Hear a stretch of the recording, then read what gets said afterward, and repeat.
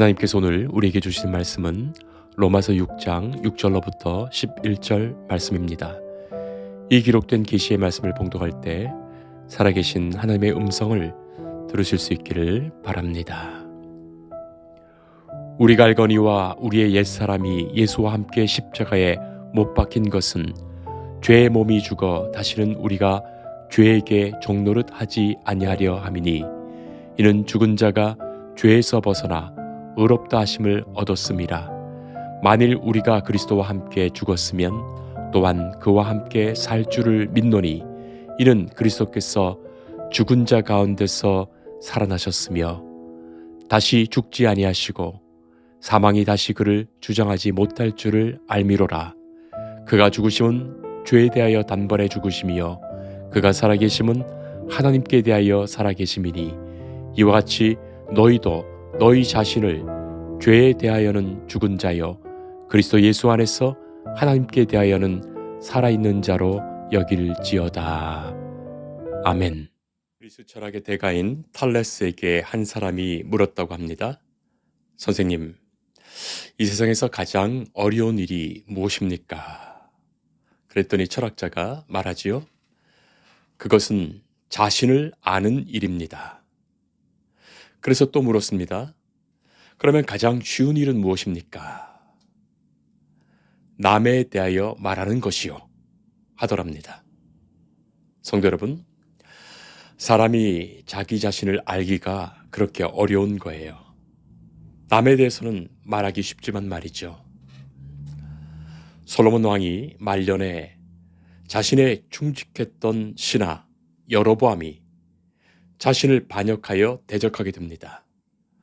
그러나 이미 솔로몬이 하나님을 떠나서 온갖 이방신과 산당을 지어 영적 타락에 이르렀고 하나님은 선지자를 보내어 여로보암에게 10지파의 왕으로 세우시고 그를 들어서 솔로몬을 대적하게 하신 겁니다.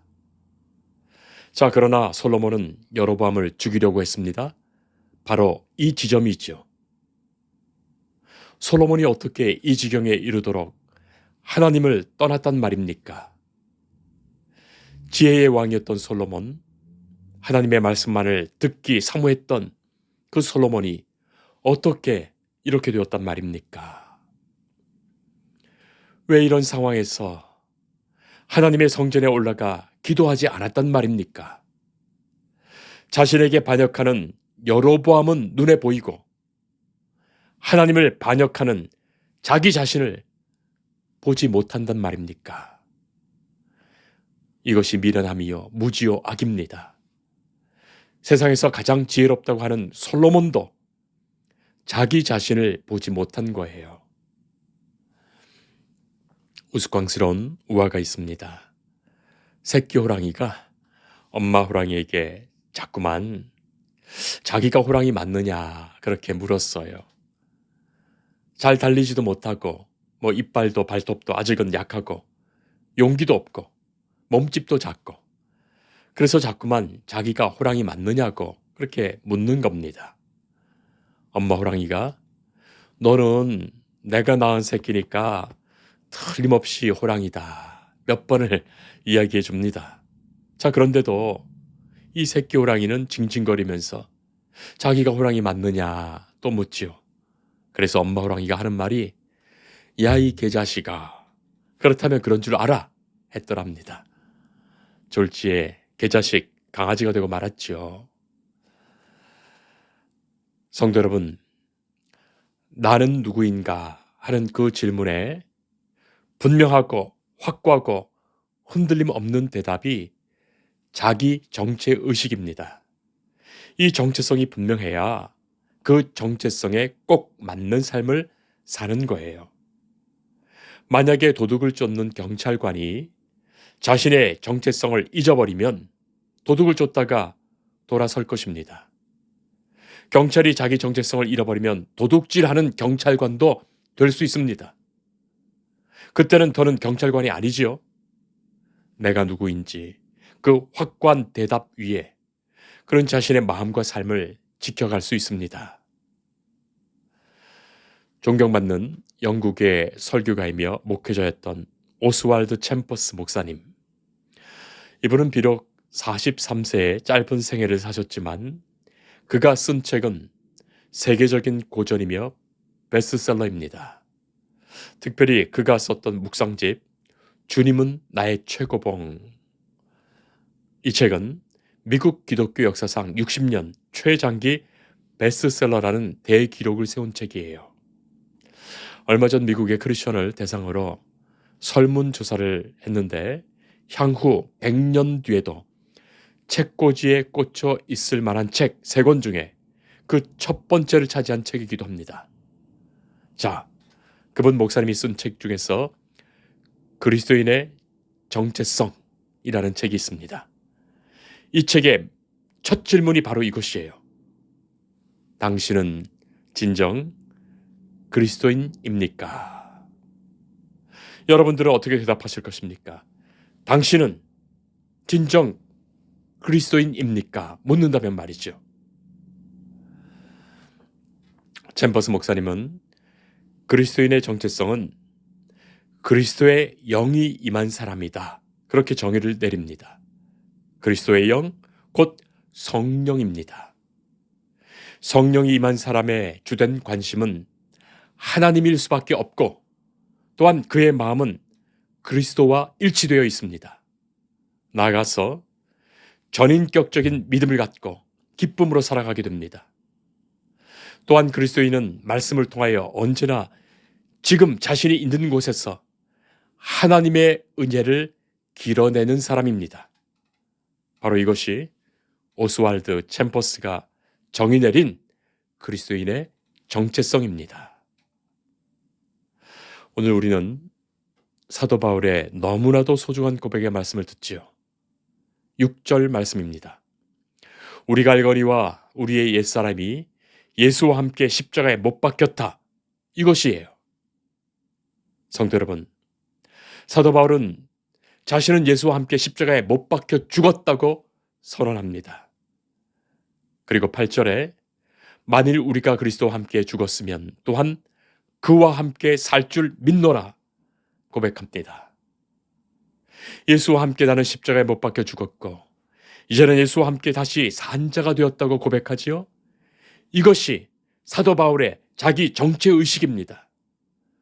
나는 예수와 함께 십자가에 죽었노라. 나는 예수와 함께 다시 살았노라.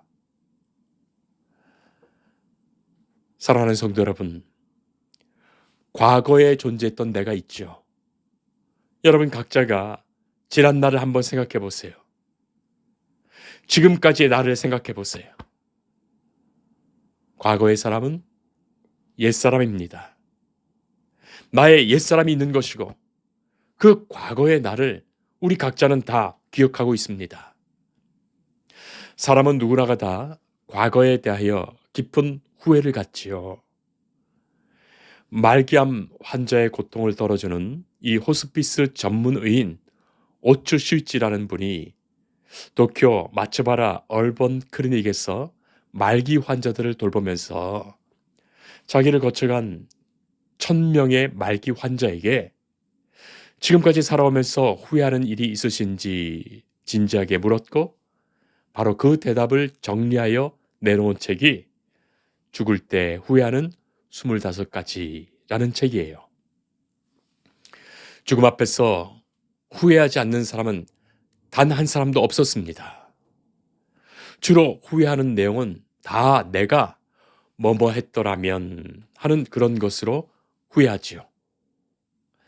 이 25가지의 후회 중에 예를 들면 이런 것이죠. 첫째가 사랑하는 사람에게 고맙다는 말을 많이 했더라면 그것이고, 두 번째가 진짜 하고 싶은 일을 했더라면, 세 번째가 조금 더 겸손했더라면 그런 겁니다. 건강을 소중히 여겼더라면, 좀 더 일찍 담배를 끊었더라면 그런 것들입니다.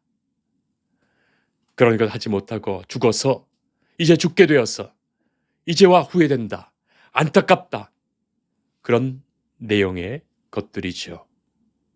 심리학자이며 목회자인 데이빗 시멘즈 박사가 인도에서 16년간 선교사로 사역하였고 상한 감정의 치유라는 책을 썼는데 그 책에서 현대인들의 정체성에 관한 소중한 말을 하고 있습니다. 현대인들이 자신의 정체성을 잃어버리는 가장 중요한 이유는 만약 내가 뭐뭐 했더라면 하는 그 후회된 생각을 끝없이 반복하기 때문이라고 지적하지요. 바로 그 태도에서 첫째는 과거에 집착하든지, 둘째는 자신이 갖지 못한 것을 동경하든지, 셋째는 자기를 미워하든지 한다는 거예요. 만약 이렇게 했더라면 그것은 이미 지나가서 절대로 이루어질 수 없기에 그런 생각 자체가 오히려 지금의 자신을 망치고 있다는 거예요. 그리스도인은 어서 빨리 그 생각을 떨쳐버리고 낮은 자신의 자존감을 버리고 성령님께 새롭게 의지하라 말합니다. 옛사람은 십자가에 죽었습니다. 깨끗이 죽었습니다. 만약에 뭐뭐 했더라면 할 필요가 없지요. 이미 죽었기 때문이에요. 내가 옛사람으로 계속 살 것이면 만약에 뭐뭐 했더라면 하면서 살아도 되겠지만 옛사람이 지금 죽었어요. 무덤에 가서 물어보세요. 대답하는가? 죽었으면 끝이지. 뭘 또 후회합니까? 이미 죽었는데 말이죠.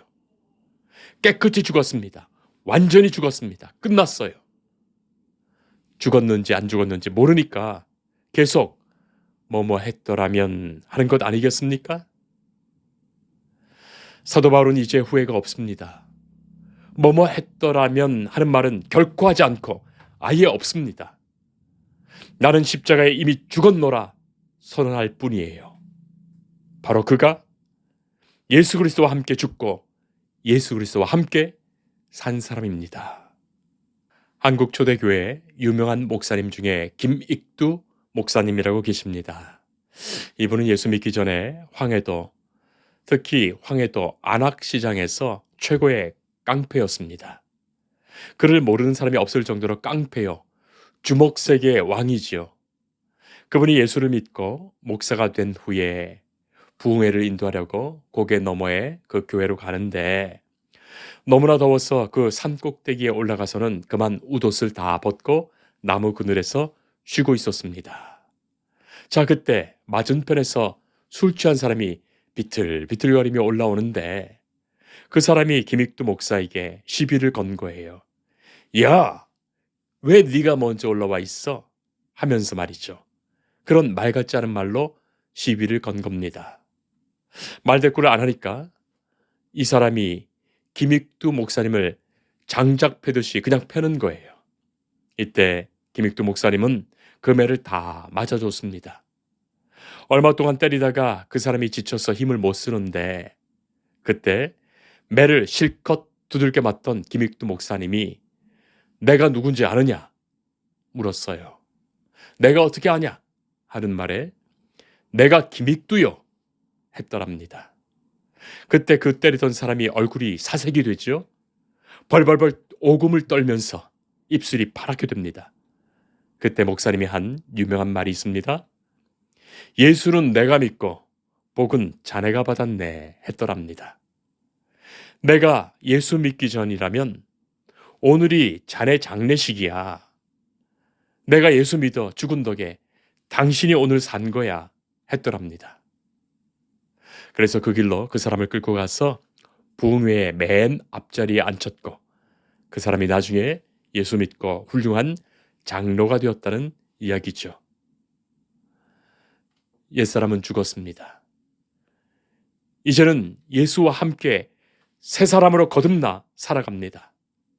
이제는 예수가 내 안에 계셔 예수의 영, 성령으로 살아갑니다. 후회는 없습니다. 이전의 죄는 죽었습니다. 깨끗이 죽었어요. 이제는 믿음으로 살고 이제는 주를 위해 삽니다. 성도 여러분, 십자가에 못 박혀 죽었다는 것은 너무나도 소중한 말씀이지요. 십자가에 소중한 이중적 이미지가 있어요. 십자가를 바라볼 때마다 우리는 이것을 기억해야 하겠습니다. 첫째는 하나님이 죄를 얼마나 미워하시는지, 그리고 내가 얼마나 큰 죄인이었는지, 그래서 나의 이 죄를 심판하시기 위해 자기의 사랑하는 아들을 십자가에 달아서 그 죄를 대신 심판하신 거예요. 내가 얼마나 큰 죄인이었고 나의 죄가 얼마나 큰 것이었는지 십자가를 통하여 보게 됩니다. 그리고 동시에 하나님이 죄인인 나를 얼마나 사랑하시는지, 나를 용서하시고 구원하시고자 당신의 아들을 십자가에 달아 죽도록 하셨으니 말이지요. 주께서 저 십자가를 지시어 나를 구원하셨다. 그런 거로 나는 하나님께 그토록 소중한 존재이다. 그것입니다. 이 사랑과 이 은혜와 이 감격으로 우리는 십자가를 대합니다. 옛사람은 죽었습니다. 깨끗이 죽었고 이제는 예수와 더불어 새 생명으로 살아 하나님의 사랑받는 존재임을 확신하며 우리는 하나님의 자녀로 살아갑니다. 사도 바울은 로마서 5장 8절에서 우리가 아직 죄인 되었을 때에 그리스도께서 우리를 위하여 죽으심으로 하나님께서 우리에 대한 자기의 사랑을 확증하셨느니라 말하지요. 오늘 본문 맨 마지막 절에서 매우 신비로운 말씀을 우리는 듣게 됩니다. 이와 같이 너희도 너희 자신을 죄에 대하여는 죽은 자요 그리스도 예수 안에서 하나님께 대하여는 살아있는 자로 여길지어다. 사도 바울이 죽었다는 표현을 쓴 것은 매우 과격한 표현입니다. 그러나 너무나도 분명하고 확실한 표현이죠. 죽었다는 것은 더는 기능을 하지 않는다는 것입니다. 세상에 대하여, 죄에 대하여 더는 기능을 하지 않는다는 것입니다. 세상에 대하여 죽었다는 것은 세상이 원하는 대로 사는 사람이 아니라는 선언이요. 죄에 대하여 죽었다는 것은 더는 죄인이 아니며 다시는 이 죄의 종노릇 하지 않는다는 선언입니다. 이 분명한 선언을 고백하는 사람이 바로 그리스도인 우리들이에요. 옛날 다윗 왕이 유대의 왕이 되었을 때 자기 주변의 모든 것을 새롭게 하며 정리했습니다. 그때 무비보셋이라는 사람을 부르지요. 그는 발을 저는 사람입니다. 절름발이요 쓸모없는 사람입니다. 그는 옛 사울 왕의 후손입니다. 마땅히 왕권을 위해서 반역을 하지 못하도록 하려면 처리해야 할 사람이죠. 그러나 그는 다윗의 사랑하는 친구 요나단의 아들이에요. 친구를 생각하면 소중한 존재요. 사울을 생각하면 죽여 마땅합니다. 그러나 다윗은 그를 원수로 여기지 않고 자신의 아들 왕자로 대하지요. 너는 내 친구 요나단의 아들이기에 나의 아들이다. 너를 왕자로 여기며 우리의 식탁에서 식사를 하고 너는 왕자로 대우받으며 살 것이다. 그런 영광을 줍니다. 그때 무비보셋이 이렇게 말하지요. 사무엘하 9장 8절입니다. 그가 절하여 이르되 이 종이 무엇이기에 왕께서 죽은 개 같은 나를 돌아보시나이까. 사랑하는 성도 여러분, 우리가 그 마음으로 살아야 하지 않겠습니까? 하나님 앞에서 십자가를 바라보며 우리가 그 마음으로 산다면 무엇이 어렵겠습니까? 어찌하여 하나님께서 죽은 개 같은 나를 사랑하십니까? 죄의 용서함을 입고 옛사람이 죽어 새사람이 된 나를 생각합니다. 이제는 그리스도의 영이 성령이 인도하시는 삶을 살아갑니다. 하나님은 나를 기뻐하시며 사랑하십니다. 우리는 하나님의 자녀입니다. 기도하겠습니다. 예수 그리스도와 함께 어제까지의 옛사람이 죽고 오늘 이 거룩한 자리에서 주의 말씀을 받아 예수 그리스도와 함께 새 사람으로 다시 사는 주의 자녀들에게 주의 영이 성령이 함께 하시며 역사하시며 지키시며 인도하여 주옵소서. 이제는 하나님의 사랑받는 자녀로 자신을 고백하며 그 고백과 믿음으로 살아가는 은혜의 날들이 있게 하옵소서. 예수님 이름으로 기도합니다. 아멘. 주님을 늘 믿으며 그 손을 의지하고 내 몸과 마음을 바쳐서 끝까지 충성하리.